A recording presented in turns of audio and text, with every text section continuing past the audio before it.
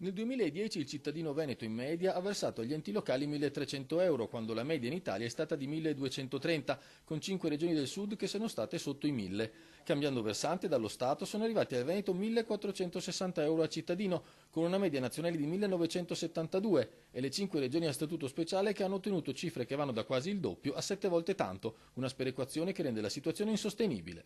Dobbiamo avere una perequazione diversa, dobbiamo avere delle risorse, delle nuove risorse nel nostro territorio, proprio perché ne abbiamo bisogno per mandare avanti quello che è la nostra economia. Il federalismo fiscale non è mai stato attuato, iniziare a farlo sarebbe piuttosto semplice. Chi governa dovrebbe evitare polemiche pseudo-ideologiche e applicare gli articoli 116 e 117 della Costituzione. Significa già questo portare il 35% più delle risorse al Veneto, e quindi chiediamo ai veneti, alla Regione, di essere più responsabile, di essere partecipe e quindi dare una risposta concreta alle imprese nel territorio che ne hanno una necessità immensa.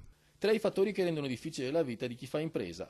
C'è il credito che non viene dato, il ritardo dei pagamenti e chiaramente la tassazione a questi livelli significa lavorare 8 mesi all'anno per non portare a casa niente. A complicare la vita a chi fa impresa è anche la burocrazia. Noi siamo immersi in una burocrazia che non porta a niente, solo a dispendio di energie e risorse per le nostre imprese e per le nostre famiglie. Dobbiamo alleggerire questo.